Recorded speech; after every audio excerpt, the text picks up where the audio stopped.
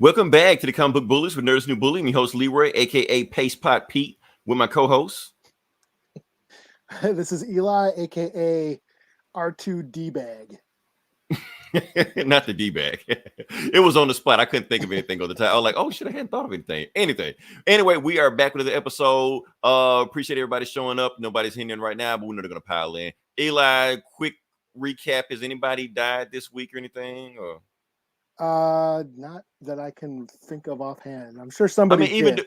The Delta variant is on the rise, so I'm pretty sure somebody did. Yeah. Sorry for sucks for that. My job has mandated masks back in, even though they not mandated masks, not mandated back in because of Delta variant on the rise. That being said, we're gonna get past all that real life stuff. Let's get into something you came to hear us talk about: escapism. It's 2020 all over again. It's 2020 all over again because we didn't get enough of it. So that's the thing. So before we actually get into the podcast, one thing I want to address, I want to do some house cleaning. Because I think, was it the last episode, Eli? The episode before then, I made a Gordon Gartrell reference, and I noticed a bunch of people didn't get the reference. Didn't know what the hell I was talking about. I was like, how do you not know this? Who raised you people? Anyway, so before we get into it, I'm going to do a recap on Gordon Gartrell. We're going to talk about who is Gordon Gartrell. Gordon Gartrell is playing. So Gordon Gartrell is from the episode of The Cosby Show. And the episode of The Cosby Show was season 1, episode 8, A Shirt Story. That's right, Eli. We're going deep. Now, we're going deep. Now, the first episode that I wanted to talk about when it first started off, Theo came back from Bookman's, which is a man warehouse store, and he bought a Gordon Gartrell shirt. Cliff had no idea how much a Gordon Gartrell cost. He found out that the Gordon Gartrell cost $95 and told him only way a 14-year-old is going to wear a $95 shirt is if he's on stage with his 4 brothers. Big laugh. Everybody loved it. So made him take the shirt back. Denise, on the other hand, said those Gordon Gartrells are overpriced. I can make you that same shirt and make you a Gordon Gartrell knockoff for $35. Cheap and way than what you paid for, and nobody will even know the difference. So he decided to take Denise off and go for that. Turns out Denise bit off more than she can chew. A Gordon Gartrell is harder to replicate than she thought it could. So when date night came, when the big date for Christine came, boom, you get this iconic shot of not Gordon Gartrell. And this is a shot that everybody has seen before where he's yelling at Denise for, making a shirt. So this is where you get the phrase from. Anytime you make a Gordon Gartrell, you basically make a bad knockoff bootleg. That's what Gordon Gartrell is. If check it out. Say it. Check it out, yo. I got an image. I got an image I can share. Hold on. Let me see. wait. Hold on. Let me get out of this. Really? You looked up a Gordon Gartrell? You can get a Gordon Gartrell shirt. I did not know you get a Gordon Gartrell shirt. So that's where Gordon Gartrell came from. So one more image. I will just show this real quick. So he goes to so it's date night. Christine sees it and she actually loves the shirt. She says she knows not a Gordon Gartrell, but Gordon Gartrell's on his way out anyway because how fast fashion moves. It looks like an itchy Armorata, which is the new guy that's replacing Gordon Gartrell. So that's it. So basically, Theo learned nothing in an episode. He didn't learn that the clothes make the man or anything like that. No important lesson. His girlfriend likes it. That was his girlfriend through pretty much the entire run of the series.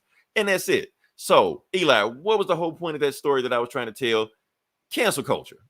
I'm making it full circle because I'm just saying, because if it wasn't for cancel culture, people wouldn't know who Gordon Gartrell is. Yes, everybody knows every single thing that happened on Seinfeld. Everything knows everything that happened on Friends in The Office. But when you make a reference to the Cosby Show, people don't know what to talk about. Why? Because of Bill Cosby.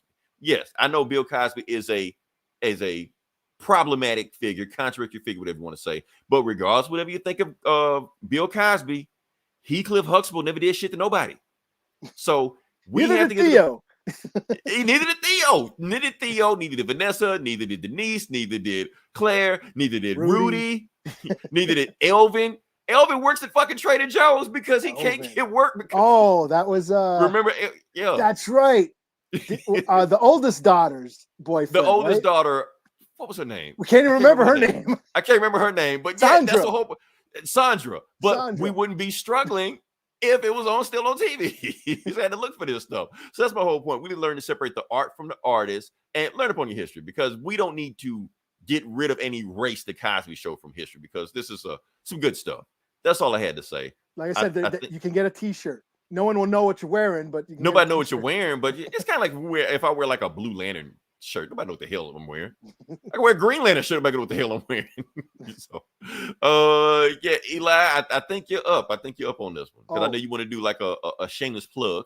Okay, let me get. I got to get another image up. Well, this is both of us, so you can join into. Oh yeah, I'm gonna join into it. Okay, yeah.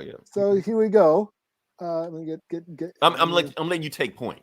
And Okay. I'll just follow you. Okay, boom. Oh, hold on, let me get that. So we've been immortalized. Let me move that out the way. Sure. There's been, we've had the Mona Lisa, we've had the Scream, we've had, Leonardo's, what's it called, Sectional Man or whatever it's called. Iconic. The Sistine Chapel. Yes, there you go. The ceiling, all that stuff. The Leaning Tower of Pisa, all these iconic pieces of artwork throughout history, and now we have been immortalized. Yes. Love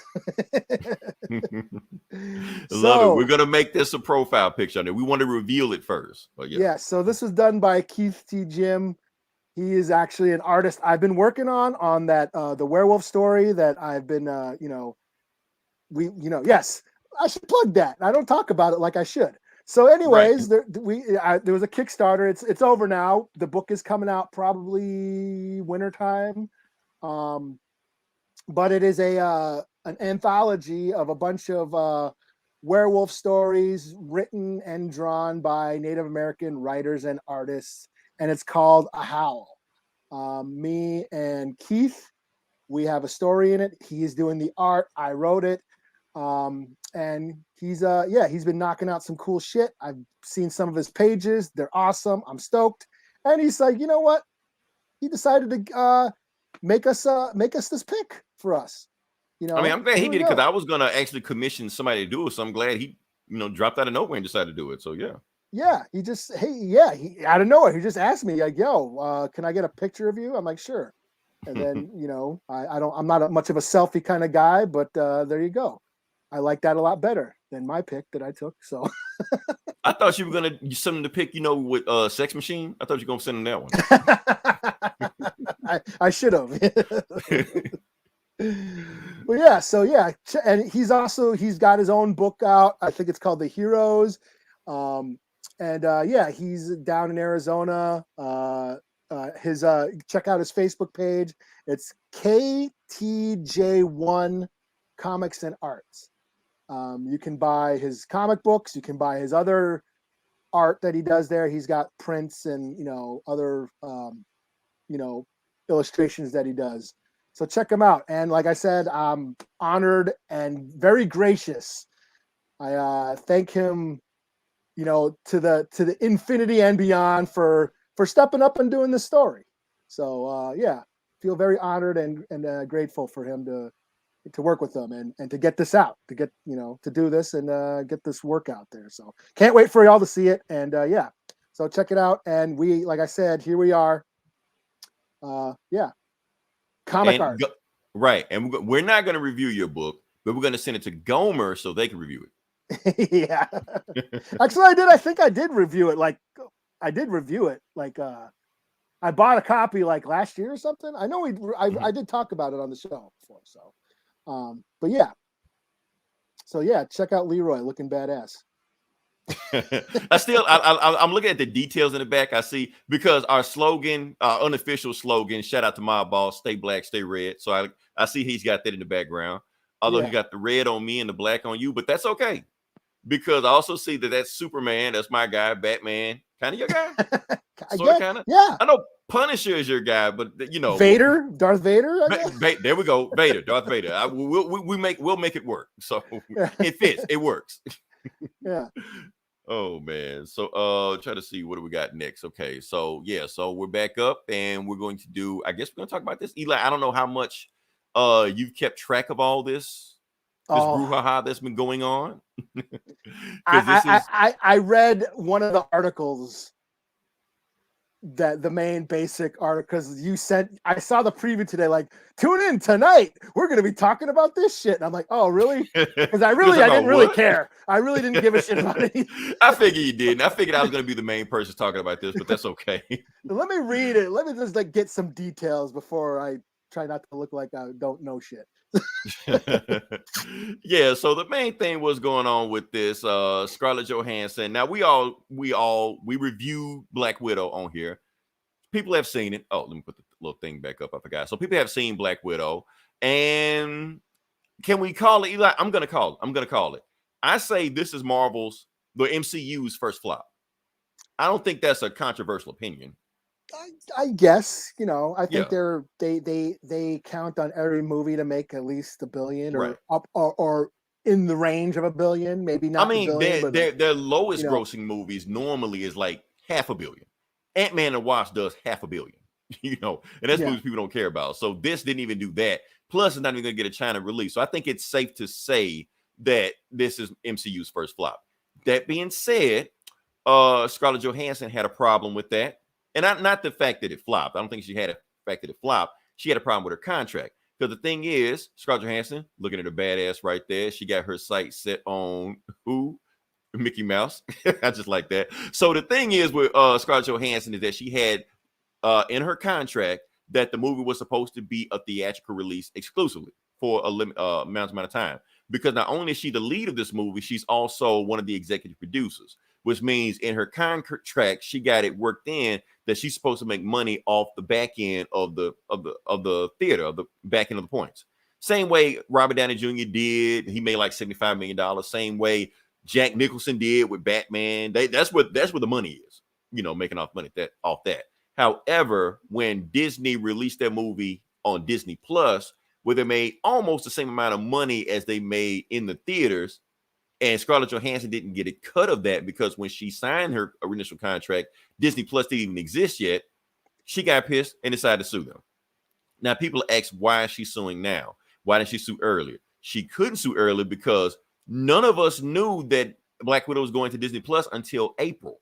That's when they announced it. So nobody even knew till then. They were telling her the whole time we weren't going to do it. So when it happened in April, she tried to get her people to renegotiate. Disney was like, I'm altering the deal. Pray I don't alter it any further. Basically, that's what I'm. Yeah, pretty much what happened. So, and that's what's going on right now. So, yeah. So, basically, what we have going on right now: Black Widow versus Mickey Mouse, Civil War 2. So, here's my thing, Eli. I don't know if people know about it. And like I said, I know you don't care about it. I know a lot of people don't care about it. But I'm seeing people like halfway putting their 2 cents into it, and that's siding with Disney. Like, how are you going to side with Disney on this situation? Like, let's be honest, do people hate women that much? I mean, because this is one of the Chris's or RDJ going after Disney for their money. People get pissed off. Doesn't matter whether or not the movie should have came out in 2015 or the movie sucked or you don't like Taskmaster. Doesn't matter. Contract is a contract. So that's my whole thing with that. From what I understand is the streaming service, that's a whole nother thing.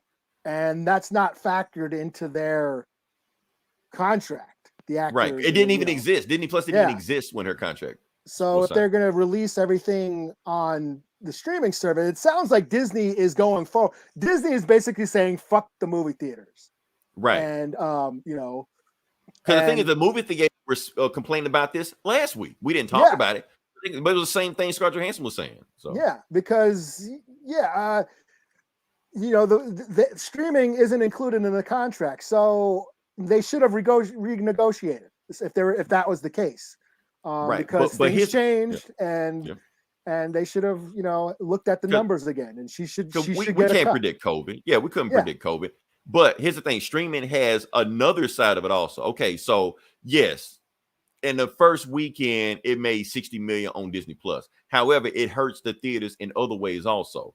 For instance, we saw the movie in the theater. Well, I saw the movie in the theater, stuff like that. But some people paid to see the movie, and some of you sailed the 7 seas with the big homie Jack Sparrow. I'm not calling names, but you know who you are. Now, the problem is with streaming out there, that means they have bootlegs online the same day. And these aren't the bootlegs like from 2003 and 2006, where you see the guy's head in the background and he's pointing to the screen. Oh, watch this scene right here. This scene about to be people awesome. coughing and shit. Right here, coughing, babies crying. We don't know. Those bootlegs don't exist anymore. People were getting 4K quality bootlegs of Black Widow, 4K 5.1 Dolby Digital surround sound bootlegs. So if you get that, why would I pay for Disney Plus? Why would I go to the theaters to see that? So they were getting this stuff. And that's not even counting the people that were bumming off other people's accounts for Disney Plus. For every person that has Disney Plus, sharing and all that, password sharing, stuff like that, because they still haven't cracked that down yet. So for every one person that paid for Black Widow, 5 other people watched it. Yeah, it kills repeat viewings. I saw Black Panther 5-6 times in the theater. If it's there in my theater, why would I go to the theater to see it 5-6 times? If I can just watch it right there, Yeah. So streaming does a lot of things. It's a lot of things going on right now. And actually, Scarlett Johansson, she kind of opened up the floodgates. Other people are coming after Disney too, because not just her, but you got Emma Stone. I can't think of the name. Emma Stone. She's pissed off about Cruella also going on Disney Plus. Mm-hmm. So she's thinking about going after them. Well, go ahead. I was saying Emily Blunt. Oh, they released that Jungle Cruise on Disney Plus, which is also bombing. So she might go after Disney. And some weird shit. Gerard Butler came forward. He's pissed about Olympus Has Fallen.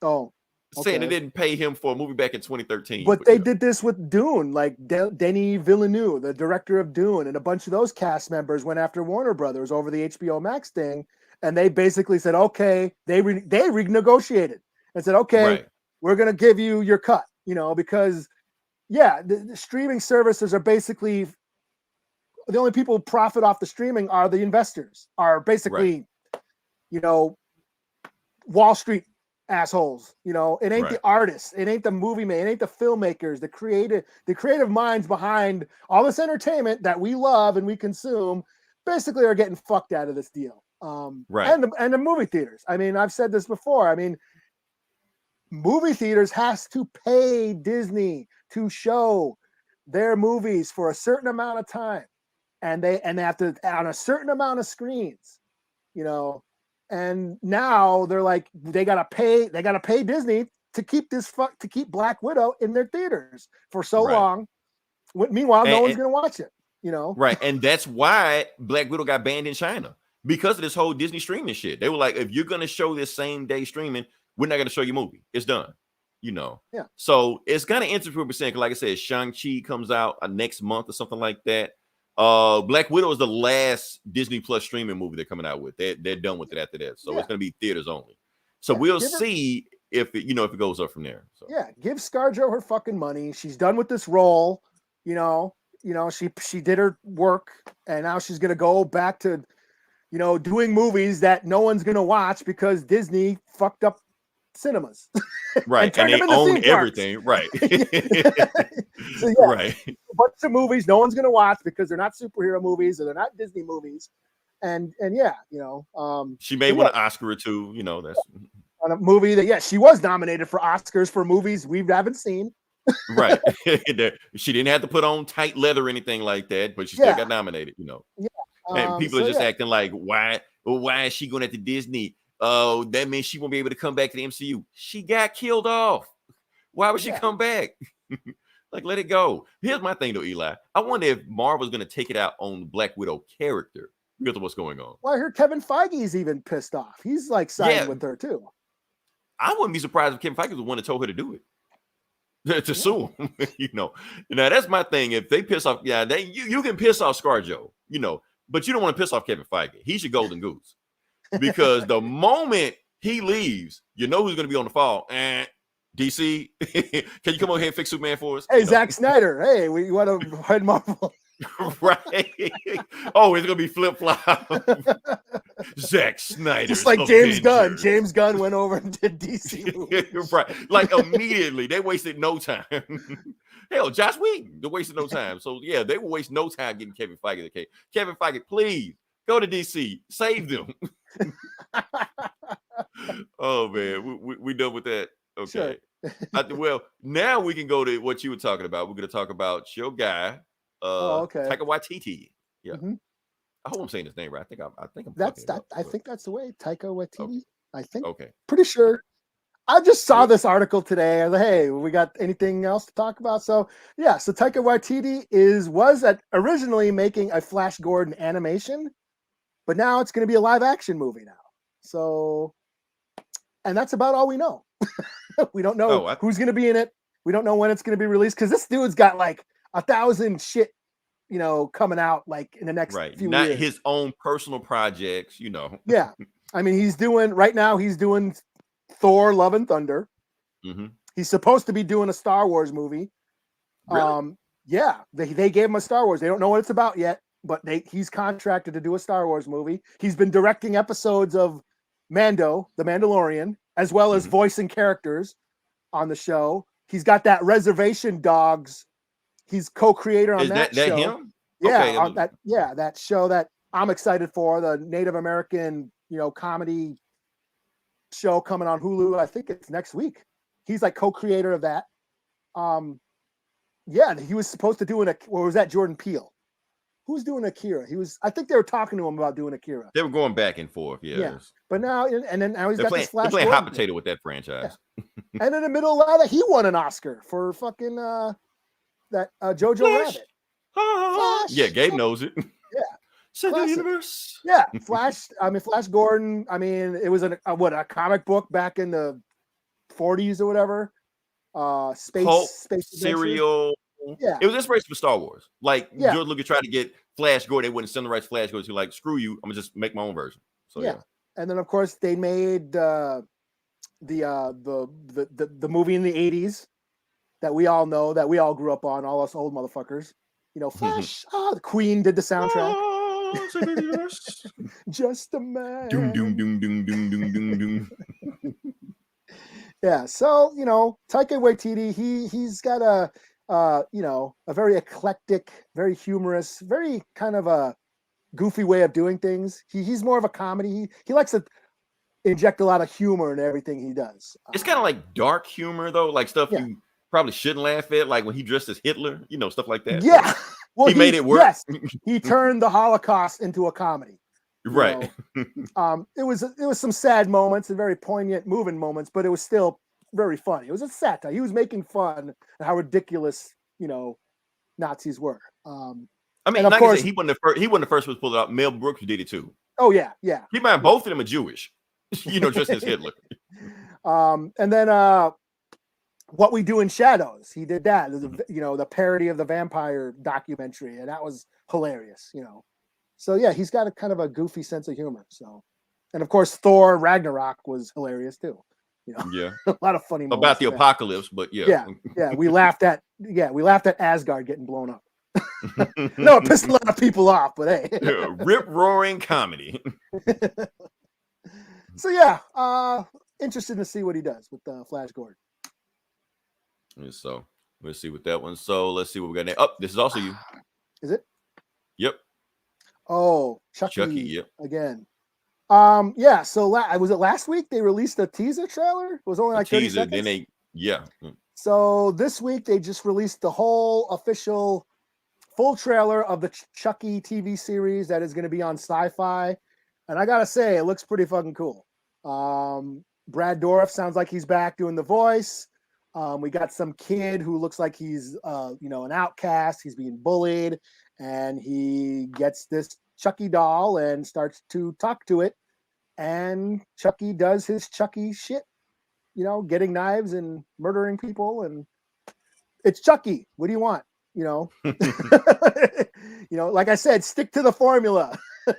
Don't turn Chucky into like a robot Terminator doll, like Ultron and shit. Yeah, that hacks into the internet and controls drones and smart cars and shit. Just stick to the formula. As corny as it is, voodoo doll gets possessed by serial killer and goes on a murdering rampage. That's all we want, and that's what it looks like this show is giving us. So I'm excited. It comes out. It looks cool. It comes out in October, and it does have like that autumn orange, hue to it. So perfect for Halloween season. So I'm pretty excited. Nice. Okay. Yeah. KISS. The word KISS. Keep it simple, stupid. That's my band director always said. So yeah. All right. So yeah. So okay. Got a surprise for you, Eli. This is on me now. This is on me. I wanted to save this for this one because my boy is back. The GOAT. Oh. Ben Affleck. I don't care what anybody say. Best Batman. That's mine. And he is back. This is not some we got this covered type thing that Bruce Wayne, I mean, like Ben Affleck maybe back like that. No, he is back. He is here. They saw him on set. He is driving the Bat Cycle or his stunt double, one or the other. But either way, he's on his way, you know. So it's just funny, Eli, that the day of that he was driving the Bat Cycle, the morning of he was rubbing J-Lo's booty. So like the best of both worlds. I mean, he really thinks he's Bruce Wayne. I was about to say he ain't acting. He ain't acting. He's just like, oh, I'm not Batman. I mean, look at it. People saying he got in better shape for J-Lo than he did for Batman. So yeah, that's all I gotta say. Like I said, he is the goddamn Batfleck. That being said, Eli, segue into you. You already know where we're going with this. Okay. So come on, you know. Yeah, you know where we're going with this. Oh, yeah. Speaking of Batman, the goddamn Batman. Right. Oh, Uncle Frank. I'm gonna let you say, honestly, I don't know what this story is, but I'm just curious to see. Anytime we can talk about Frank Miller, I just want to talk about Frank Miller. Just because I don't know what direction we're gonna talk about Frank Miller. So yeah. Okay. You want me to take it? Go for it, yeah. Okay, so what? Okay, I should have read or took notes, but I didn't read it, so yeah. Some comic convention in the UK, I believe. There's some comic convention, and Frank Miller was supposed to be there, but some Muslim artist decided not to, or basically said she was not going to attend if Frank Miller was going to be there. Because she is still salty about his book, Holy Terror. Holy Terror, yeah. And so the comic convention decided to cancel Frank Miller's appearance. Frank Miller is canceled. Yeah. It's like you're like 40 years too late, but okay. So yeah, back in what, 2000... Whenever 9/11 was 2005, a few years after 9/11, yeah, Frank Miller wrote a book called Holy Terror. It was originally supposed to be a Batman. It was supposed to be a Batman book, right? But DC read it like, no, you ain't. Batman ain't gonna. Batman's an asshole, but they ain't this much of an asshole, right? So Frank Miller turned it into this vigilante who goes around killing Islamic terrorists. And it's been accused. I have never read it, you know. You just hear about it. I heard about it. Like everybody, hey, like Grant Morrison, even Stan Lee said this thing's a piece of shit. Right. No PC, no PR spin, just like no. Fuck this is outdated garbage or something, he said. You know, it's been accused of as being Islamophobic because this guy goes around killing Muslim terrorists. But a few years ago, Frank Miller has come out and apologized and said, it was a reaction to 9/11. I was very angry at the time, and I, basically apologized for it. Said I could never write this book again. It was a bad time in my life. I mean, he was a New Yorker. He was there when it happened, and right. And Islamophobia post 9/11 was at an all-time high. Like it was dangerously high. So not forgiving. And that's the thing about it, Eli. Like we always forgive Frank. We always forgive Uncle Frank for all the shit he does. I mean. We know he always write racist shit, sexist shit, homophobic, transphobic shit, Islamic bigoted shit. He always does that, but we love him anyway. Why? Because we just do. I don't know. Why do we let him get away with this shit? Why does he get a pass for everything? For one thing, all that shit was like back in the 80s when everyone was doing it. Right. It was back in the 80s. It was back in the 80s. You could do anything. What's he written last? Was it the Dark Knight 3 or whatever? Where he made fun of Trump or some shit, which I was like, you making fun of Trump? I thought you were. Never mind. Okay. Yeah, turning Superman into a dick, and Yeah. I'm just saying, like, anybody that read Frank Miller, I can understand people outside of, our circle, Eli, can get offended by him, because every black person he writes is a pimp or a thug. Every woman he writes is a prostitute. That's just how it is. He always have Nazis pop up some kind of way, like for some reason whatsoever. I don't know. They might be cross-dressing. They might be real Nazis. They might be black Nazis. He had Samuel Jackson as a Nazi. I forgot about that shit. Oh, that's right. In the shadow. He did do In the Shadow. Oh, the spirit. The spirit. One of them shits. It doesn't matter. Like, what the fuck are you doing? Yeah. But you just go with it. You just like, I don't know. We give him a pay. It's what, Eli, because he's our old racist uncle. That's just Uncle Frank. Just let him go. He's like Archie Bunker. He's from an old time. He's learning. He's tolerant. Yeah. He is tolerant. That's the thing. He goes with the flow. Right. He's trying. He's trying. Yeah, he tries. But yeah, he's from like I said, he's just from that era. Yeah. We grew up. We understand, but I can understand people just not getting into him. Might not understand, but.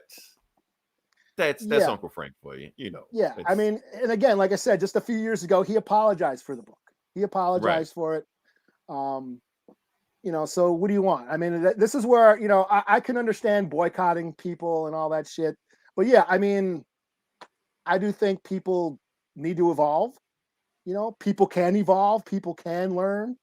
And right. That's the thing. I don't know when. Yeah. That's the one thing I have a problem with cancel culture is like they're bringing up shit that happened years 20, ago. 30. That book came out like over 10 years ago. Right. It was I'm not making excuses for it, but we had different attitudes back then, and we are evolving now. Right. I mean, we're all evolving, not just Frank, us as a culture. We're realizing that the shit we did used to be fucked up, and we're all trying to learn and trying to get better at the stuff. Yeah. That's the whole point of growing. That's the whole point of evolving. I feel like I said, she had a problem with Frank. She shouldn't have canceled Frank. Let Frank show up, have a conversation with him, have us sit down with him. That's the thing we don't need to do is sweep the stuff under the rug. Eli, what this reminds me of? Like, they want to cancel stuff from like way, way back in the past and it may be racist, but I don't have a problem with it. Dukes of Hazzard.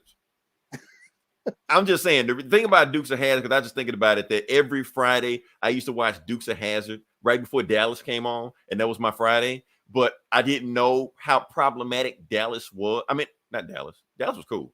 No, Dallas was fucked up too, now I think about it. But Dukes of Hazzard. Dukes of Hazzard. I didn't realize how problematic it was. You had the Confederate flag on a car called the General Lee. One of the protagonists, one of the main characters of this show was named after Confederate General. Bo Duke is named toys. They had toys. I had the toy. I had the toy of the General Lee. Yes, I had that toy, just had no problem with all that. But yeah, Bo Duke is short for P.T. Beauregard, the Confederate general. And he was the smart one of the Duke boys because he was named after a general, so he was the strategist of the Duke boys. So it's fucked up. You're deep into the mythology. Yes, I'm deep in the lore of the Dukes of Hazzard. Yeah. I don't know why I know this shit. I just know this shit because I used to watch it on Friday night. But then I started seeing all this stuff. Oh, we're canceling Dukes of Hazzard. We can't show Dukes of Hazzard anymore. I'm like, why you cancel Dukes of Hazzard? Oh, that's why you cancel Dukes of Hazzard. And hey, I try to be woke as I can, but as a native, I still watch Indiana Jones. Wait, what's wrong with Indiana Jones? I'm trying to think. He be grave robbing all these native sites and shit. Oh yeah, he does do that shit. Yeah, the first movie, that's what he's doing. He's going into a sacred indigenous site and stealing their gold. But it's a fun thing. Like Star-Lord ripped it off, Yeah, I mean that's all right. It's fun, yeah. Watching that cave of booby traps, like damn, these are some badass natives that booby trapped this cave and shit to keep these fucking colonizers out and shit. But Indiana Jones got through because Indiana Jones is the shit. Right. And I'm sorry, no matter what Frank does, says, or anything like that, I am never canceling Frank Miller. I can't do it. I'm sorry. I understand he did some fucked up shit. I can't cancel him. It's like what's her face said on Rutherford Falls. I'm allowed one problematic movie or something. Right. Dukes of Hazzard is my hall pass or something. I don't know. So, oh man, is this on me now? I guess it's on me. Let me go next. Okay. All right. So, oh yeah, the video game section. I hate this shit.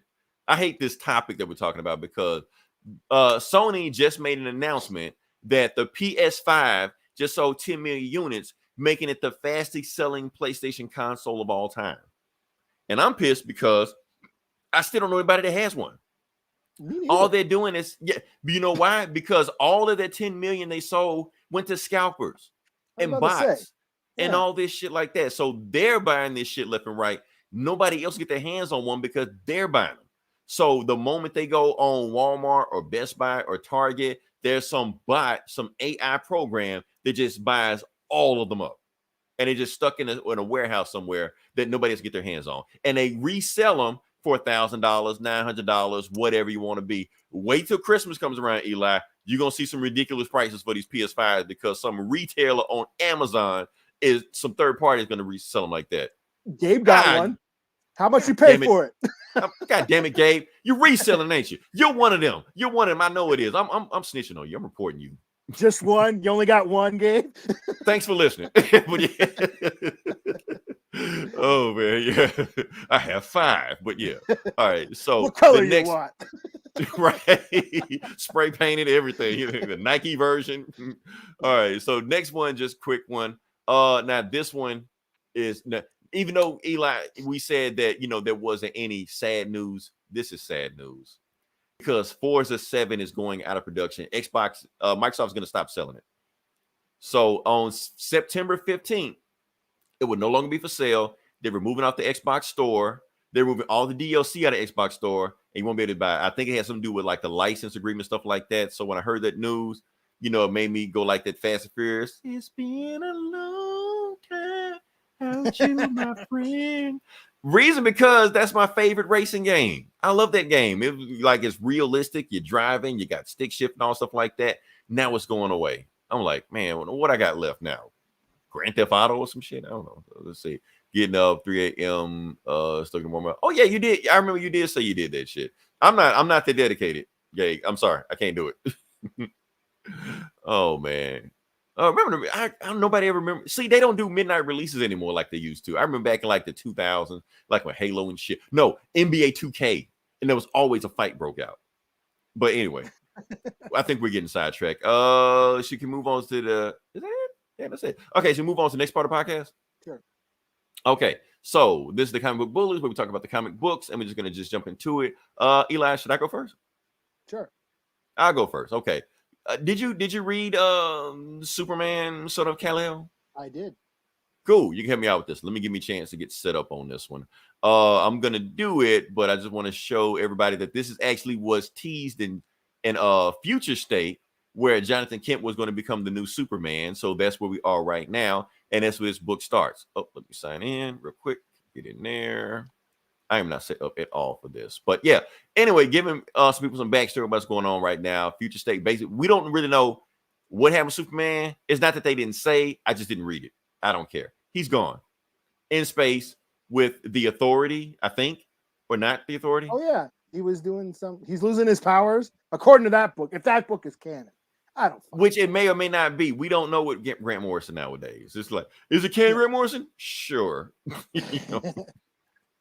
All right. So I just want to just show the what do we got here?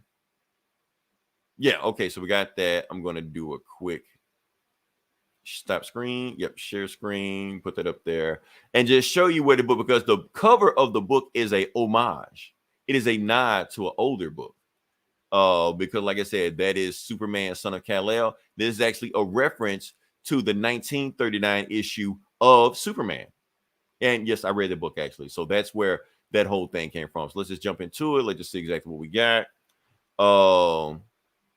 Yeah, so basically the book starts off with Superman fighting off alien invasion. Alien invaders are shooting him, stuff like that. Right before he starts, John Jones saying, you got to be somewhere else. He like, I got to stop this thing first. Like, John Stewart shows up. Nope, we got this. So the Just League, Martian Manhunter, John Stewart, they said, this alien invasion is not even that big a deal. On a scale of 1 to 6, I give it a 4. It's not even that much. So you got something to do. So he goes back to the Fortress of Solitude, and who's standing at the Fortress of Solitude? Batman, of course. And Batman's like, you're late. And he's just like, I got comms with, I'm locked in with John Jones and Martian Manhunter. I know everything that's going on. I can protect your family and I can protect the Earth at the same time. Why? Because I'm Batman. So he goes there, and apparently what's going on is that Lois Lane is having a baby. She's having John Kent, their son. And the whole book about that. And Wonder Woman keeps saying all the stuff about he may be the best of all of us. And Batman is basically saying that I've run some DNA tests on him while he's in the womb. He may be stronger than Kal-El when it's all said and done. But, that's neither here nor there. So we go to present day, and we got Jonathan Kent in a California forest fire. And they're trying to escape some people, but the fire is so deep that it actually melts the tires of the fire truck, or whatever like that. So he shows up, uses super breath, blows out the fire, and saves everybody. While he's doing that, he can hear what's causing the fire, and it's a guy in the middle of it. So he flies over there to the guy, and the army is shooting at the guy, but he's so hot that the bullets are melting before he even gets a chance to get there. So when he gets there, they decide to just call an airstrike on him, just shoot him down. So they shoot the airstrike at him, and Jonathan grabs him aside, saying, like, nope. Heat vision, blows the missile up. He was like, you're not going to shoot this guy because it's a real guy in there. I'm going to go in there and going to talk to him. You guys just make the situation worse. So he goes in there, talk to him, says, my name is John. And the guy says, I don't know who I am. I don't know where I came from. I don't know how I got these powers. He was like, and he reads his heartbeat. His heartbeat is racing. So he knows that his heart rate is tied to his powers. So he just calms him down. He gives him a hug. Calms down. That's all he does. Doesn't fight him. Doesn't do anything like that. He calms him down. And that's it. So the army, takes him, and they think it's okay. And when Jonathan flies out, stop the forest from raging, the army, boom, conks him in the head. With a superhero, he is like, what the hell? So he goes out there and saves him. He's like, what are you doing with this guy? He was like, look, if this guy is a danger to us, the army is going to take him back, and we're going to find out how he got his powers. And you don't want to stand against us, Superman, if that's what your name is, Superman, because you don't want to fight the government. So he pointed guns at him, and he just lets him go. So it turns out he was telling this whole story to Damon, who's hiding out in the Corto Maltese, that island that was in the Dark Knight Returns. Also Batman 89, but we're not talking about that. And Damian is being hunted by ninjas. So he's saying, we can continue the conversation. Just let me deal with these ninjas in between time while we're fighting and shit like that. So apparently this must be real time, because Damian's saying he's still in that tournament. So I guess it's all going on at the same time. So while he's fighting ninjas, he's talking. They're throwing a ninja star at Superman. He's just like, really? He's trying to chop him with a knife or with a sword. He just grabs them. Damian punches him. But basically telling them is that you can do more than what your dad did. Yeah, you can do more than just put out fires. Ninjas are easy to punch. The climate crisis, inequality, erosion of free, rise of demigods, all the stuff like that, all the real problems that people are dealing with. You just can't punch your way out of that. So then Damian hands them a live stream or a podcast of something called The Truth. And it basically what they're selling what's really going on with what there's going on in the world. The same thing that your mom was trying to uncover when she was a reporter to Daily Planet. That's why you want to do more, because you got your mom's genes. You're not just Superman, you're Lois Lane also. And he was like, well, I don't want to make people nervous. He was like, some people in the world need to be nervous. So what does the symbol stand for?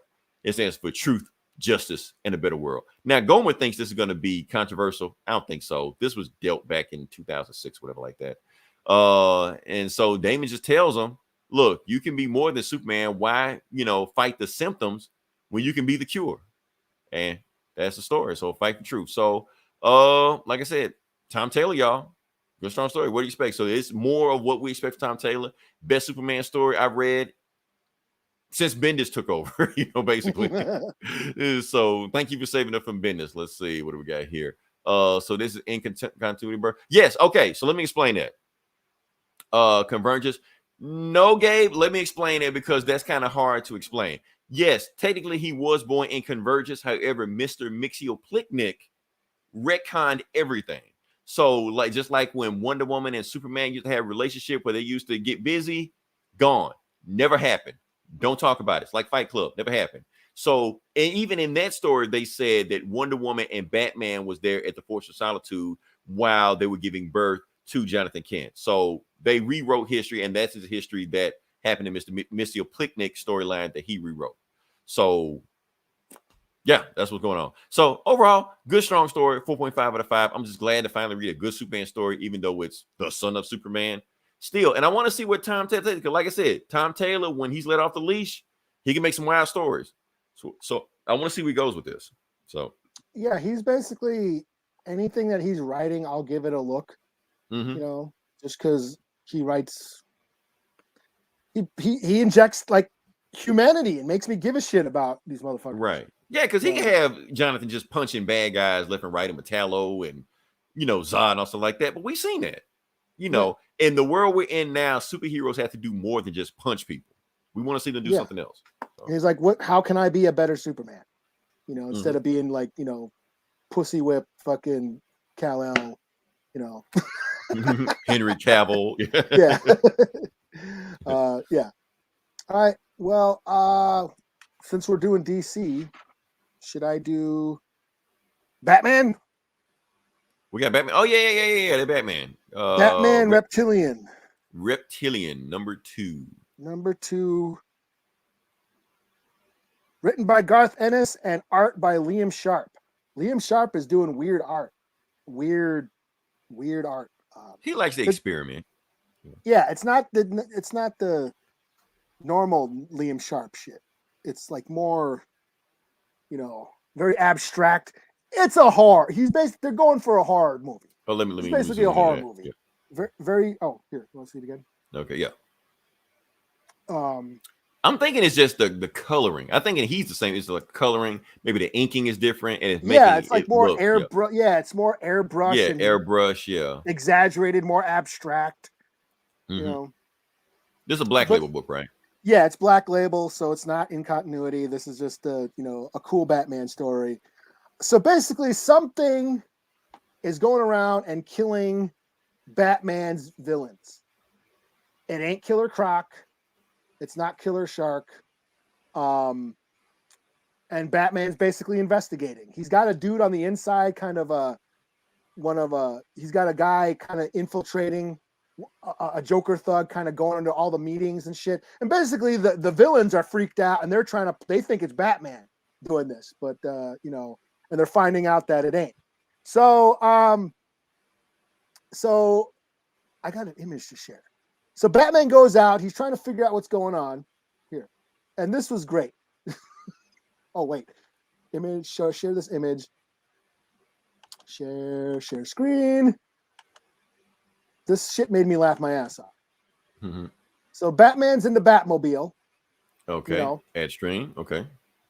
Yeah. So he's in the Batmobile and he's investigating like a meeting, a villain meeting, a rogues gallery meeting. A bunch of the Batman villains got together, Mr. Freeze and Poison Ivy. They all got together and they're trying to figure out what the fuck is going on, who's killing everybody, and they're trying to they think it's Batman. So they're sort of, trying to figure out how to get rid of Batman. So Batman's in the Batmobile and he's cruising down the alley by the, where the meeting's at. And then all of a sudden, a bunch of thugs come running. As you can see, here's the Batmobile. A bunch of thugs come running.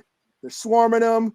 You see, the Batmobile's giving him warnings, warning, being surrounded, all that shit, And you can see here, they're all jumping on the Batmobile. All these thugs just jumping on the Batmobile. And what does Batman do? Let's see. Get it there. He shocks them all. Electrocutes everybody. I like the Batmobile shocks everybody. Okay, yeah. Yeah, the Batmobile electrocutes everybody.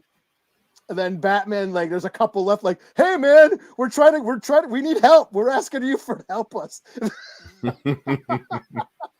So obviously they're at the meeting and that thing came and killed a bunch of people. and all the thugs went running out, and saw basically ran to Batman for help. But Batman shocked them all. So he tells them, yeah, there's something's attacking us. Go in there and look. Batman goes in there. He sees fucking, Mr. Freeze all hanging upside down, all bleeding out and shit. And he's like interrogating him. He's like, it came and grabbed, it's acting kind of like a shark. Like it's like taking a bite out of us, but then throwing and then spitting us out because he doesn't like the taste or something, kind of like a great white shark. But it ain't killer shark though. Okay. So Batman goes and looks, and then he finds. Can I zoom in here? Let me try to zoom in. Can I zoom? No, I can't. How do I do that? I need to learn how to use my computer. Okay. Oh, here we go. There we go. So he goes down. There's Poison Ivy. He finds Poison Ivy, and she's been scalped. Wow. Okay. So he's like, okay, I got to figure out what's going on here. He doesn't, let me get out of this. And then, so he leaves and basically tells his one guy on the inside, like even the Joker is like kind of freaking out, doesn't know what's happening and shit. Let me get out of this. That the last one? I don't know. Anyways, it basically ends with Batman going and getting back, getting back into his the Batmobile and telling Alfred, basically get ready. I got to take samples, blah, blah, blah. He's investigating shit. And then he, I don't have the image, but then he tries to pour himself some coffee. And then he noticed that Alfred did not pack him coffee. And he's like, damn it, Alfred. And that's how it ends. It's like this book was funny. It was funny. I was some dark humor to it, but yeah. It's basically Garth Ennis turning Batman into an asshole. He's a total ass. And even Alfred's a pompous prick and shit. It was funny. I was like laughing a lot. It's a murder mystery. He's investigating what this thing is that's killing all his villains. And like really like ripping them apart and shit. So okay. So I give it a 4 out of 5. I'm digging this. Okay. Yeah. Oh, and I'll mention in the new detective comic, there was a story in the back where Man-Bat dies. It turns out that he was being possessed by some demon from the Tower of Fate. And the only way to destroy it was if nobody else, basically if you know about, he's kind of like Freddy Krueger, where if you know about this demon, then it'll like, he lives off the fear. So the more people that know about him are scared of him, well, the more powerful he gets. So he battles this demon, he kills it, but he's also dying. And then Batman tries to save him. And he's like, hey, don't tell anybody what happened, because the more people that know about this demon, the more powerful he gets. So let this secret die with me. So he kind of dies as a hero.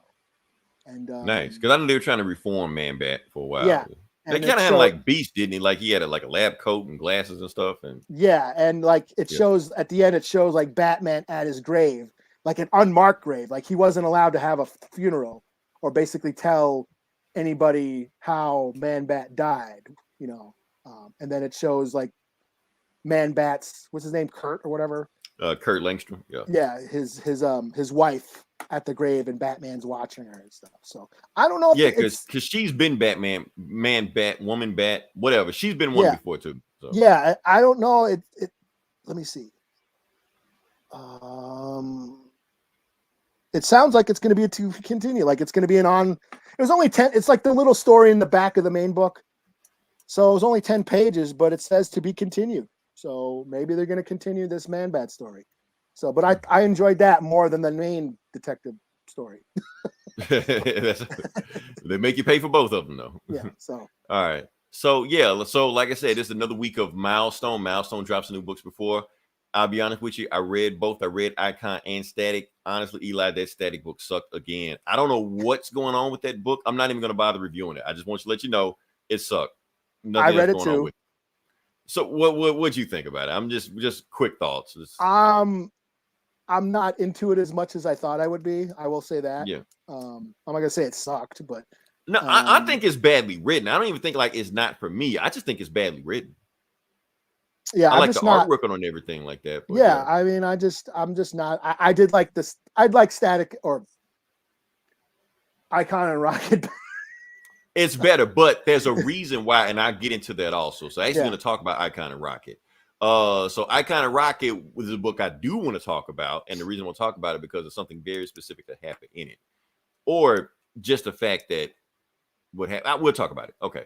So, like I said, for those who don't know who Icon and Rocket are, Icon is basically Black Superman or Milestone Superman. He's been that flagship guy, and wrong one, fucked up. Let's get out of that. So yeah, he's their flagship guy. So he was also their first hero. Pretty much the same power as Superman. Basically, like what we had, Superman was black. Why they trying to do Michael B. Jordan and all the stuff like that. Icon dealt with this thing back in 1992, whenever this book came out, So that's Icon and Rocket for you. So basically how the book starts off, it's basically a retelling of the origin that happened back in the 90s. No, and basically it's just like Superman. He's an alien, but the thing is, he was on his way to home from a spaceship, but some other like terrorist alien came aboard, destroyed the ship, and he was the only one, but he couldn't make everybody else escape, so he had to escape on his own. So when he got out of there, he escaped, went to the nearest planet, which was Earth at the time, and landed, but he landed in Georgia of 1843. So, of course, in 1843, we know what was going on around that time. There was a time doing slavery. So he was actually found by two slaves. I don't know what the male's name was, but the mother's name was Mary. It's everybody think, oh, this is just like Superman's origin. It's not Superman's story. This is Jesus' story. This is Moses' story. This is Hercules' story. This is Horus' story. This is all the story. It's the same story of mythology about the Savior coming down all through time. It's the same thing with this. Like they were looking at North Star, they go there and they find it, and that's what's going on. Some people say that you can say that about Superman too. That that he was found in a manger or in a basket, basically sailing down the sea of or the river of space, and found by it's Moses. It's Moses retelling. Like I said, because his creators was Jewish. So they just we're just gonna make our own character, and they just retold the same story. So, but that same origin keeps popping up over and over again. So no, it's not Superman. It was taken way before Superman was even a thing. But so this is why comic books matter. Right, it's modern day mythology. We keep saying it, So anyway, so like I said, Mary the slave, she touches his spaceship, and the first face he sees is hers. So he morphs into that one because it lets him know whatever planet he goes to, he can morph into a person like that planet. So he basically takes her DNA and opens up the spaceship, and it's a baby in a manger, just like Jesus, Moses, Superman, whatever you want to get, it's all there. Anyway, go to modern time, and we go to Dakota City, which is where all the Milestone plays take place. And Raquel wants to get a typewriter, and she thinks a typewriter is in this big mansion they're going to right now. Why does she want a typewriter? Because when the original story in 1992, that's what she wanted to get, a typewriter. In 1992, it made sense because typewriters were popular. In 2021, it doesn't really make sense. Why don't you get a cell phone or a computer like that? But they actually say stuff like that.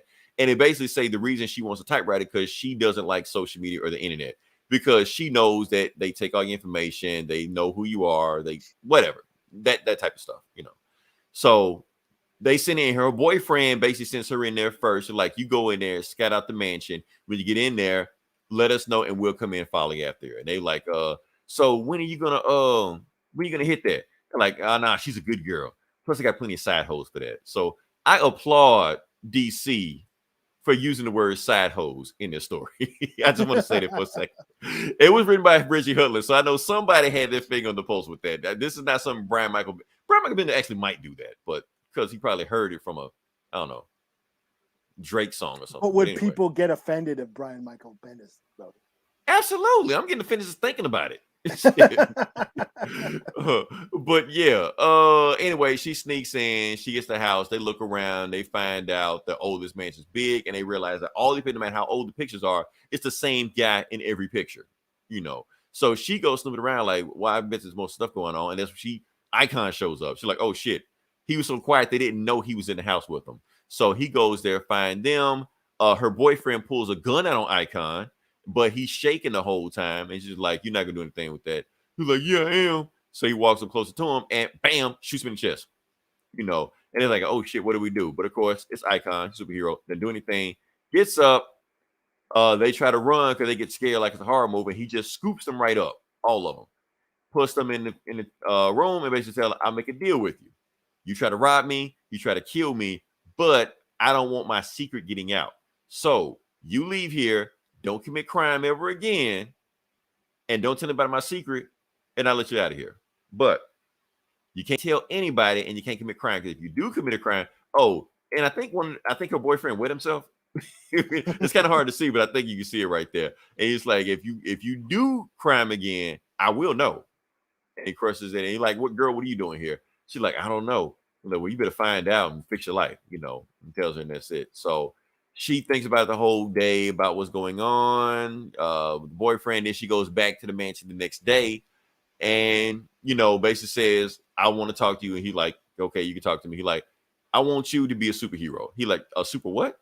You know, like he didn't even know what that is. He's just like, look, you be a superhero, you fight crime, I'll be your sidekick, and we can clean up the city, you know, because, and he's like, no, I don't want to be a superhero. You can't make me a superhero. Like, I can convince you because, and like, what's the point of being a superhero? Because let's say I do all these things, and if I do all this stuff that other people can't do, how am I going to be inspiration to people? And plus, all they're going to do is to blame me for the stuff that I don't do. So being a superhero is kind of stupid, you know. And she was like, well, what about, don't you ever get upset when you see the dope boys on Martin Luther King? Martin Luther King stood for all this positive things and all these positive, similar stuff like that. But you got dope boys selling dope on his street named after his name.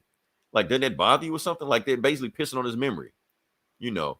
And she's just like, well, what you want me to do? You want me to get rid of the drug dealers? They're like, if I get rid of drug dealers, more drug dealers can pop up. We'll get rid of them too. I can't, because the way the system works, the economic structure works, there will always somebody on the corner selling drugs to escape poverty and despair. So there's nothing I can do about it. There will always be somebody there. You're like, can you at least try? So then we flash back 100 years earlier when another woman is basically telling him the same thing. Why don't you use your powers to do some good? And it turns out it's his wife, and you notice his wife is the spitting image of Raquel. So he changed his mind. He's like, yeah, I'll do it. And she was like, okay. And by the way, my name is Raquel. His name is Augustus Freeman. In the old book, his name was Augustus Freeman IV because he kept renaming himself when he ever got too old. But that's neither here nor there. So that's Icon and Rocket. So that story. So here's the thing, Eli. A lot of people don't know this because I guess they weren't around, but I can tell you, this is almost an exact retelling of the 1992 story. Like to the T, like almost everything. They almost didn't change anything. They may have simplified the story, but everything pretty much plays out the exact same way. She breaks in the house because of her boyfriend. He stops her. She comes back. Superhero, all the stuff like that. And yeah, that's what happens. So that's why this story is so good, Eli, because Dwayne McDuffie wrote it. So of course it was good with him. And I'll even show you that story also. I'm just going to show you real quick. I'm not going to review it anything. But like I said, you will see the same beats play out. They don't even have dialogue at the beginning of it. It's just see the same spaceship. He escapes. He's a baby. He gets found by, see, the same thing.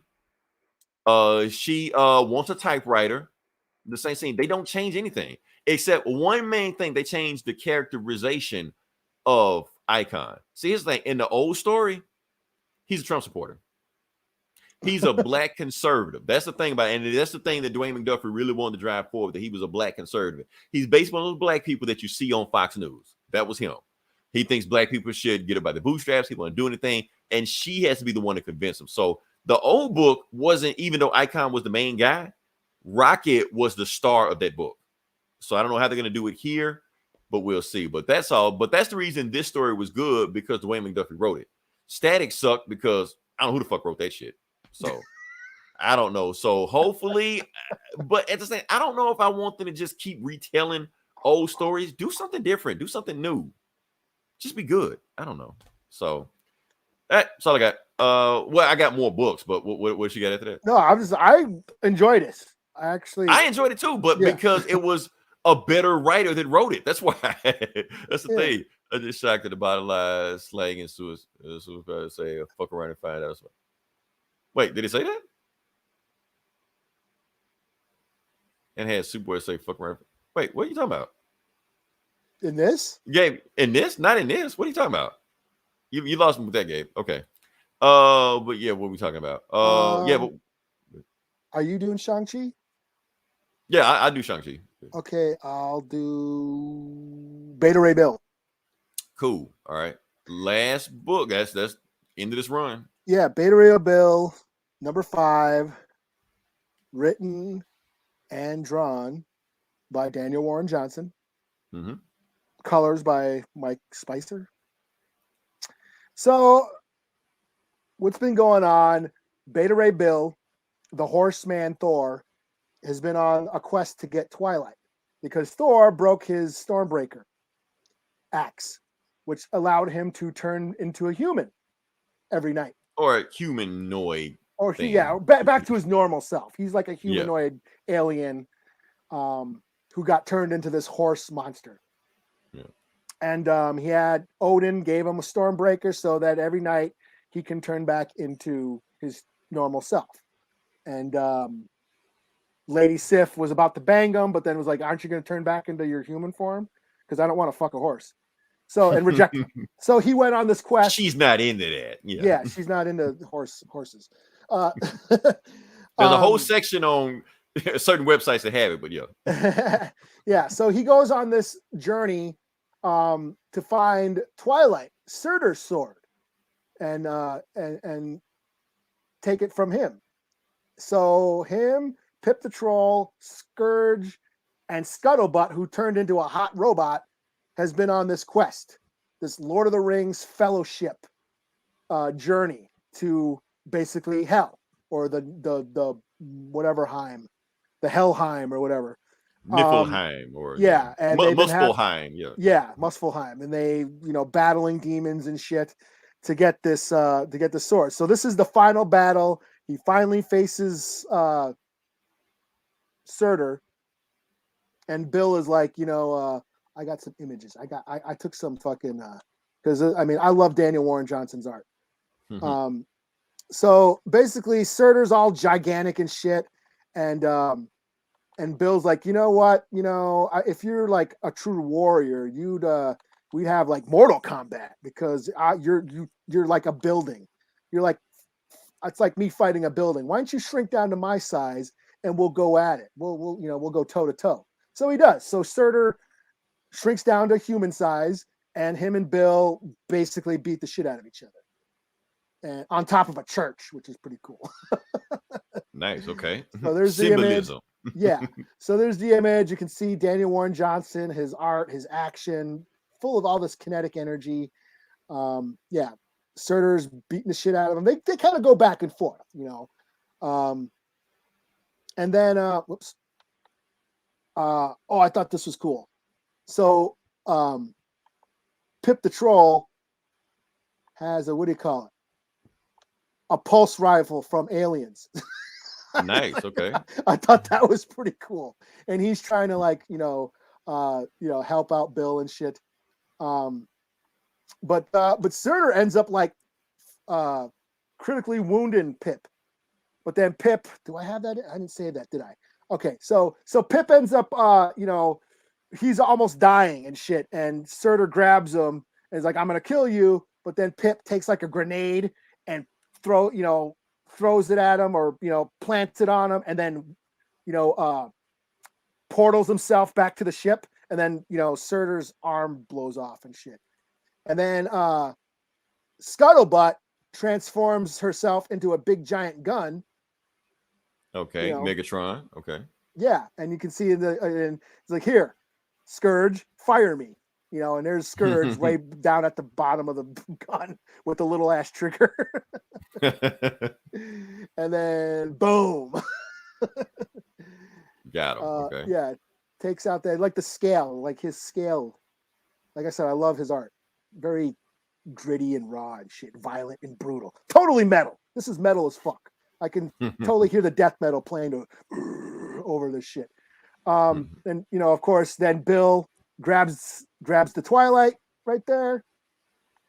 You know, takes the sword and cuts off Surtur's head. Oh, damn, with the Twilight sword. Okay. Yeah, bam. And then sword's mine now. So they're back on the ship. So Bill, there you go. He transforms back into like his human self, or his normal self. And he's talking to Pip, you know, in the med bay, and like, hey, good job, on your thing, on your journey and all that shit. And, I'm glad you got what you wanted. And Bill is like, you're right, Pip. I couldn't be happier. But he still sees himself as a monster, as his horse self. Right. So kind of a very melancholy ending. Like, I went on this big journey. Everybody sacrificed. Pip almost died. Scourge almost died. Everybody, helped me basically make myself look like all this, so I can make myself look like this. Right. And he's still conflicted about it. I thought that was very poignant. I mean, I'm pretty sure he'll feel better if he could bang himself. So yeah, but does he want to now? I think he's feeling. I was actually hoping for the robot sex. I mean, you can do both. Go after sip. Then I'm sure a robot won't get jealous, or maybe it will. I don't know. Scuttlebutt was like, it was basically, I know you, man. I know everything about you. I know what you like. I know what you love. She's into the horse stuff. Yeah, so, she doesn't just be yourself, bro. Fuck that other, that high maintenance fucking chick that, got to be wined and dined and shit. Like, let's, let's hang. Let's Netflix and chill right here. So yeah, I love this. This is probably this might be my book of the year. Bold statement, but like I said, we'll see what tops it. But yeah, I'm a huge Daniel Warren Johnson fan, and just taking a character like a B-list character and injecting him with so much depth and emotion, and it was very moving. It was a very moving story about an outcast searching for purpose. And he still doesn't know if he found it yet. So I thought that was it was moving. But he had an arc. That's the thing. He had an arc. Yeah. So 5 out of 5. Great series. I don't know, but Static. I wish it was. Yeah, I think it's the right. I'm just saying, it's not that the book isn't for me. I just think that book sucks. That's all. That's just me. Yeah. It's just like, I don't know. For me, it's like I'm getting that from Miles. But Miles is a better book. Yeah, that's the thing. Yeah, I was like, it's trying to be a Miles book, and I'm like, I can see the similarities, but yeah, like you say, Miles is a better book. Yeah, that's what I'm saying. So it's not that this book is for me, because we read this shit all the time. It's just back to the story. Like, the book starts off in the projects with a character that has nothing to do with the story. She gets powers she's never seen again. We go to Static. I'm not gonna talk about Static. Let's move on past that. I don't even want to waste my time talking about that book, man. But basically, right when the cops show up at the end, I'm like, oh, and it's done. And it's done. That's it. It's just another hook for something else, Yeah. So right when I started to care, like, it was done. I was like, right. That's how they get you. Okay. So yeah. I think that's the last book I got. Shang-Chi number 3. And I've been upset, Eli, because I keep thinking that they're gonna have Shang-Chi just job all the Marvel universe. But so far it hasn't been that. So it's actually been just kind of team ups. But it has been some friction because he has a new status quo, and the Avengers kind of figure him out now. Like, is he on our side? Is he on their side? What's the deal? So that's what we got going on right now. So this one is all over the book. Shang-Chi versus Wolverine. Why are they fighting? Why are they even meeting up? Why is Wolverine in this book? That's what we're going to find out. So the book starts off in the Muckcross Lake in Ireland. Now, this is basically a reference to, or an analog to, the Loch Ness Sea in Scotland. Ness, lake, yeah. The lock. And It's a lock. it's like it's in there somewhere. So yeah. So this guy is taking his tour. Some asshole throws a protein bar in the lake. He like, well, what did you just do that for? You're like, the fish. It's a nasty protein bar. The fish would rather have than I want to. Who like, and they see something's jumping up, and boom, it is the muckress monster, not the Loch Ness monster, the muckress monster. Oh, mucky, if you want to, So they're like, we're gonna die. No, we're not gonna die because the lake witch is watching over us. So she plays her flute. I'm thinking she's playing like that Future song, Percocet. Molly Percocet. That's just me. I thought it was the police. Many miles away, something crawled to a surface. It could be. I'm look at on Spotify, see if it matches up. Basically, some flute, or maybe like the Power Ranger thing. Yeah. Yeah, Zelda, something like that. Anyway, she takes out the muckress monster. Oh, Mucky, takes him out with her song, whatever song you want to put in your head. And he's live streaming the whole thing. He's streaming. He was like, oh, yeah, I'm going to get my followers up. And he was like, yeah, can I see your phone for a second? Yeah, thanks. Crunch. You're like, what the hell? Oh, man, what you see my phone for? Look, we have an understanding. No, she takes care of us. We take care of her. Nobody's supposed to know that she's here. But while they crushed her phone, they didn't pay attention to his girlfriend, also recorded it. So she goes viral. So they're in the Chinatown, stronghold in their base. And basically they're talking about, anyway, she's gone viral. And what's the guy named Master Ling? Master Ling is kind of like their butler or whatever like that. And he basically shows them that this girl goes viral. I think somebody that y'all need to know about. And Brother Saber realized, oh, it's her. You're like, you know her? Yeah, she's basically she's your sister. She's all your sisters. She's from the House of Deadly Staff. And basically, Brother Saber was sent to kill her because her father told her to do it, but he didn't do it because he just didn't do it. But he realized that maybe if he had a chance to do it again, he probably would have killed and been done with it. So he was like, nah, I got another chance. Now she's alive. Let's go over there and go ahead and finish what we started. And she's like, no, what the hell, man? That's our sister. We're not going to kill our sister. We're going to go over here and find out what's going on with it and going to right all the wrongs our father did. He like, So it's more and more friction between these two coming more and more as we go along. So they go down to Ireland, to the Muckress Lake or whatever. Master Ling enchanted the flute because when they fought last time, Brother Saber chopped off part of her staff, her flute. So he enchanted it to track them to where it is. When they get down there in front of the Muckress house, there's this big protest going on right now. The witch must go. The witch must go. It's a whole protest going on right there. So when they get down there, the flute leaves his hand and it arrives right in Zillion's hand, Xylon's hand. And she's like, Brother Saber. She think that they're to kill her again.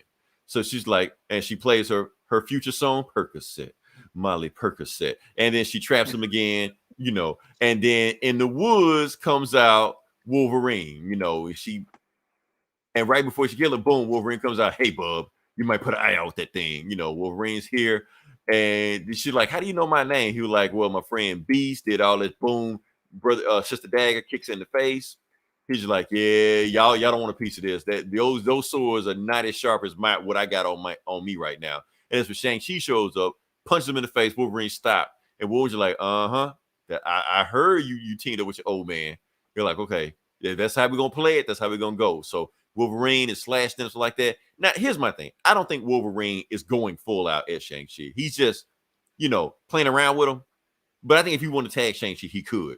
So are you with the Friends of Humanity? Some other anti-mutant government group? He's like, no, I'm not with any of these guys. This is a family business, And that's when she's like, that's what you people are always doing, jumping into our business. And Shang-Chi's like, y'all chill out with the you people talk. We're not racist. You're like, no, my people are the reason I'm here. You're like, huh? What do you mean? He was like, your sister, she's a mutant. That's why I'm here. I'm here to take her back to Krakoa. He was like, what? So none of them knew that. And now they started to realize, like, that's that protest outside. That's why they're protesting. I've seen it for 100 years now. They're out for mutant blood. You're like, and that's why. And they realized that that's why Brother Saber was sent to kill her to begin with. Why? Because their father is a fucking racist. he hates mutants. So that's why he sent them to kill her sister when he found out she was a mutant, take her out. So they're like, no, she got to go. So Wolverine like, no, y'all not touching her. So Shang-Chi, and then Saber punches Wolverine. He's like, oh, that's how we're going to do it. Shang-Chi grabs their blades. He's like, no, y'all are not touching the sister. But he sees Wolverine coming. So he takes their blades and blocks Wolverine's claws with their blades. Then he kicks him, but he kicks him too hard into like a cliff. And then he runs fast enough to catch him before he falls the cliff. He was like, I got you. He like, I wasn't going to die. I mean, it would have hurt, but appreciate you saving me, And so while all this going on, and she's just like, wait, whose side are you on? So he goes after his sister, and she plays another flute song, gets him. But instead of fighting her, he talks way out of it. He basically said like an old ancient proverb that that's something to do with their father. And basically just like, you know what? You got me. Something about honor and know your difference between your friends and your enemies and your families and your enemies. So, and basically he's trying to recruit her to replace their old sister as the new staff member, sister staff. So and Wolverine like, you sure you want to go with us? Because I don't know what's going to have you go with them. He like, look, that's my family. I go with my family. Vin Diesel, yada, yada, yada. That's what it is. But Wolverine's just like, the mob is coming for her. But don't worry, you get out here. I got you back. Snick. Now, we all know the Krakoan rule is that you can't kill humans. However, Wolverine is part of the X-Force, which is CIA, and they have a license to kill, So anyway, so she's just been playing her flute for 12 hours straight, don't want to talk to anybody, and they just like, she needs to be with us because powerful people like that, the government hates them. So she needs to be with a family, basically. And they're like, we don't trust her, but we trust you. But meanwhile, some other dude shows up, same dude as in the last book, and same book before that one, keeps showing up and saying, I want to make an offer to you where we're going to bring the 5 houses down. And next issue, the Fantastic Four. So he's supposed to fight the Fantastic Four next in another book. So who is that? Johnny? No, he fights all of them. Yeah, but who is that? Who's the dude who showed up? The dude? Oh, talking about the dude at the end? Yeah. No, it's just some dude. It's just some dude. Yeah, we don't know who it is. It's a shadow figure because he's popped up in all of these books so far. Okay, but we don't know who he is. But it obviously is going to be some big thing, big reveal later on. So the Mandarin, we know it's the Mandarin. But yeah, I'm booked out. What you got? I guess I'll do the United States of Captain America. Okay. Number 2. Okay. Yeah, I want to see if you can sell me on this one because I don't know. First book was kind of Yeah. So this is so Captain America and Falcon are after some assassins that are trying to kill these community Captain Americas. Last book, it was like the gay Captain America that they're trying to kill. He like rides the railways, and he stole his shield too. Yeah, stole his shield and basically turned him on to this network of Captain Americas, people from smaller marginalized communities that are taking on the mantle of Captain America to help out their communities, And so Sam and Cap basically are on the road trying to find these different Captain Americas. They end up in Gettysburg, Pennsylvania, and the site of many Civil War battles. And there's some commentary about the Civil War and how it divided the country, and has the country ever really healed itself since then. So they go to this town and they're looking for this girl named Nichelle Wright. And it turns out she's like an activist. She's trying to save like the water pipelines, trying to keep the clean water. Doesn't want to turn the town into another Flint, Michigan. But the water main broke in the town and it's flooded the town. And everybody in the town are divided. There's some people that are like on her side. Other people are like, no, she's a terrorist. She's a radical. Throw her in jail. And they do. She's in jail. But they're looking at the pipeline at the water main that's broken. It looks like it's been impacted by Captain America. I recognize these dents. These are done by a shield. So this must be where that assassin came and is trying to kill all these Captain Americas. So they go to the jail to go get her out, to go talk to her. And the cops are all assholes. They're like, she's a troublemaker. She's a rioter and, criminal and all this stuff. He says some really crappy shit to Sam. And Sam ends up like throwing him through the window and shit. Get it in. Yeah. Okay. Yeah. Basically says some racist shit to Sam. Sam ends up throwing him, throwing the cop. And, and Cap's just like, hey, be glad all he did was throw you through the window, because if that assassin shows up, he would have killed all of you. So be glad we're here instead of him, So they go and talk to her, and here she is. She's in jail. She kind of looks like, what's her face from the Fugees? Lauryn Hill. Lauryn Hill, yeah. I can see it. I can see it. Yeah. And basically tells her like, hey, yeah, I just want your symbol, and we're trying to help out the community, basically because she kind of chews him out. Like, you know what, you guys are all fighting. Basically, what I've been saying, you guys are all fighting aliens in space, traveling back in time, multiverse shit, all this cosmic crap. You guys aren't dealing with us little folk, the people in this, you ain't dealing with the real people, the lower class people on the streets. You don't care about our community. So a bunch of us said, fuck y'all. We're going to do it ourselves, since you won't. You're busy fighting aliens all the time. So she, like, I'm not going to join you. She basically said, I'm out. Y'all go do you. I'm going to stay here and fight for my town and fight for my community. And so, okay, well, just know that some assassin's trying to kill you. Turns out the assassins are that speed demon and Sin. What's her face? Sin, so Red Skull's daughter. Red Skull's daughter. Yeah. And that says to be continued. They reveal, So they're the ones that are trying to kill these Captain Americas from smaller communities because they hate what America stands for and all that stuff. Because they're Nazis and all stuff like that. Yeah. Let's see. Shout out to Coochie Man 04. All right. What's up? Yeah. And then at the end, we get basically an origin story of her. Nichelle's origin story. How she decided that she was like a gymnast, and she quit being a gymnast. She said, "Fuck gymnastics. I'm gonna help out my people." They have their finger on the pulse with that one. I just realized that. This book. Did this book come out before that? It came out Wednesday. Wednesday, right? So this art had to be done by then. Right. The art was done last month and shit. I know they didn't predict it was going to happen. It was just so yeah, she was in it. She was like a champion gymnastics star. She's decided to quit sports and athletics because the shit going on in her community, and she'd rather, help out her community, use her abilities to help out her community instead of chasing trophies and gold medals. So yeah, and next week or next month we get Native America. There we go. Okay. Captain Native America up next. We'll see how this pisses off Fox News.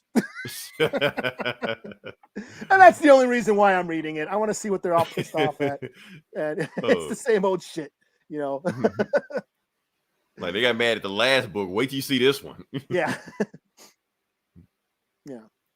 The only other book I read was I'll give that a 3 out of 5. It was okay. And the only other book I read was this Amazing Fantasy #1. I had no idea what this thing is. Yeah. Amazing Fantasy. Cool cover. There's Thor. Is that Kazar? Oh, no, that's Thor. Captain America riding a giant lion, fighting an orc.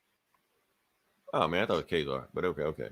Yeah, with a hot elf chick, laying down. Captain Native America. Okay. Let's see.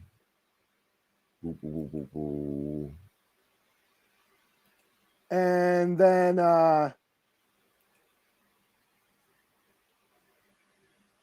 So basically, this starts out as it's like a flashback in World War II. Captain America he's on a ship that gets sunk, and he basically looks like he drowns, and then wakes up on some desert island, and then a giant griffin shows up. Okay, so not so not the Savage Land, stuff like that. It's okay. Yeah. And then they fight a dragon, and then it cuts to Black Widow. She's in the Red Room, and she escapes the Red Room, and basically gets shot by this dude. And I think basically what happens is they die, and then they wake up in this weird fantasy realm. Same thing with Spider-Man. Spider-Man's fighting Green Goblin. He gets blown up by one of his pumpkin bombs, and then he shows up. He wakes up in this fantasy realm. So it's basically Captain America, Black Widow, Spider-Man in this fantasy realm, joining different factions, I guess, like D&D there or Magic the Gathering, different factions, Spider-Man's with these like Hawkmen, and then he runs into Uncle Ben. Oh, damn. Okay. Yeah. Runs into Uncle Ben, and that's the end of the issue. So it's basically another version of Savage Avengers. And I mean, I guess you can't go into Savage Land. The Savage Avengers already in the Savage Land, so you got to go somewhere else. But with different characters. So I mean, it could have went to Weird World or something. I don't know. Yeah, they didn't have to use the Avengers. They could have used like some of their other no-name characters. What was that dude? Thundar? Not Thundar. Some dude with lightning bolts they had. I can't remember what his name was. But they could have used that guy. Archon. They could have used him. Yeah. So yeah. So it's basically another Savage Avengers, only with different Avengers. So it's a fantasy book with superheroes. So yeah. So it was okay. 3 out of 5. I just checked it out just to check it out. I don't know if I'm going to see the next read the next issue. Yeah, when you start talking about Amazing Fantasy, I was like, they brought that book back? Because I know Amazing Fantasy from Spider-Man, but I don't know. I didn't know that. But I know that's what Amazing Fantasy was originally at first. It was just these anthology stories, different things popping up. So I didn't know. I guess they still own the name. They're going to do something with it. Yeah. So I read a bunch of other shit. I read Something Is Killing the Children. I read the new Berserker, which is still cool. The Keanu Reeves book. The Star Wars books. Both books were pretty good this week. Yeah, I read a bunch of shit. They've been dropping a lot of shit these last couple weeks. Blowing a lot of money. Yeah. So and I'm trying to start back up the video game, live streaming. We were gonna do something. Eli, should we make the announcement? Sure. 2 weeks from now. Yeah, 2 weeks from now, we're gonna do Friday the 13th. On Friday the 13th, we're gonna work out the final details. What were you talking about? I forgot about that. Yeah, we're gonna do that. So we're gonna do a live stream there. We're still working out the details. We're gonna find out. Hey, if anybody else want to join in with us, let us know. I'll work into the schedule. Also, I got the message loud and clear. You don't want to see me do Virtual Fighter anymore. But guess what? I don't give a shit. I'm gonna keep doing it anyway. Because I like playing the game. So yeah. So I don't know. That's what I'm gonna keep doing. But so Captain Native American's weakness is colonizers. The fuck? Yeah. Let me see. Oh no. I mean, no. That ain't because natives are still here. Colonizers didn't do shit. Right. I'm trying to get an origin of all the Batman bills. I wanted Scarecrow, Angry Redemption comics on him. New 52. Start there. Scott Snyder, Greg Capullo. Start there. You can't go wrong. Yeah. You don't even have to know Batman stuff. I mean, you can go older than that, but hey, let's go with that. Yeah. So sure. So start there. So anything else we got to do? Or I think that's it. I'm booked out pretty much. I'm booked out also. Next week, I think Suicide Squad drops. Don't worry, we are not going to do a whole Suicide Squad show. We're going to just talk about it, move on, probably drop some other books, stuff like that, and go up there. But it depends. We'll see how the flow of the internet goes. We'll let the internet detect what we decide what we do. We'll see. Oh, Gabe's asking about the Friday 13th. Does he have Friday 13th? Gabe, you get it. Just go get it. You got 2 weeks to get it. I'll let me find out some details about it, and I'll let you know. Will that stream 13 that multiplayer game? It's a multiplayer game, Gabe. Hey, you want to jump in, Gabe? Let us know. We'll add you to the stream. And then we can kill Jason. It takes a group effort. Gabe, I've never played a game before. I have no idea what's going on. Got it. You got it. Okay. I think it takes at least 3 people to kill Jason. Okay, Gabe, you're in. I got you. I'm gonna put you down there. You're on the event list. Okay. Coochie Man, chill. You on Twitch. You play video games. Jump in with us. That's it. Yeah, until like I said, we'll come in with another week and we'll go from there. Until then, this is Leroy. This is Eli. We'll talk to you guys next week. Same bully time, same bully channel.